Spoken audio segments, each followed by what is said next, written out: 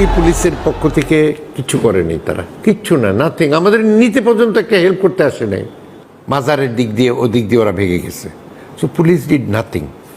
বড়জোর পুলিশ আমাদের লোকজনকে পিটাইছে যে মানে কেন দৌড়াও, আরে গ্রেনেড উঠতে মানুষ করবে কি। আমাদের একজন সদস্য মাহবুব, নাম লান্স কর্পোরাল মাহবুব, তার গুলি এই মুখ দিয়ে ঢুকে এদিকে বেড়ে গেছে। এই যে গুলি যে হয়েছিল এটা প্রমাণ, বাট এটা আনফর্চুনেটলি এটা এমনই অবস্থা, এটার কোনো হাসপাতালেও নেওয়া হয় নাই, পোস্টমর্টমও করা হয় নাই। গুলি লেগেছে নাকি তাকে কিন্তু নিয়ে পুলিশ সোয়াইপ করে নিয়ে কাউরে আমাদের নিতেও দেয় না লাশ, তারা নিয়ে ওই মানে আনমার্ক গ্রেভিয়ার্ড ওই আজিমপুরে দাফন করে দিয়েছে আর কি।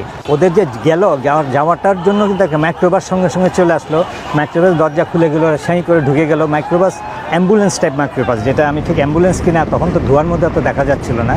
এটা ডেফিনেটলি যারা এটা করেছে এবং ইন্টেনশনালি তাদের যেতে দেওয়া হয়েছে, যদি পুলিশ থাকতো ওখানে মাইক্রোবাস ঢুকতেও পারতো না কিংবা যেতেও পারতো না এরকমভাবে, কারণ তখন সব একদম লোক শূন্য ছিল।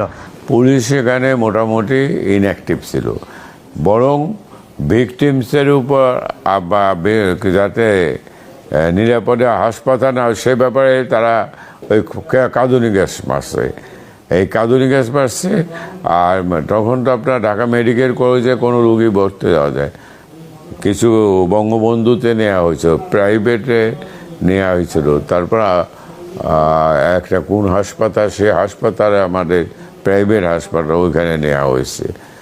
এটা তো একটা গভীর ষড়যন্ত্র ছিল যে আপনার আওয়ামী লীগের ম্যাক্সিমাম নেতাই তো ওখানে, আমু ভাই, হানিফ, তারপর জলিল সাহেব, আমাকে জিউর রহমান আর নেতৃত্ব আসি।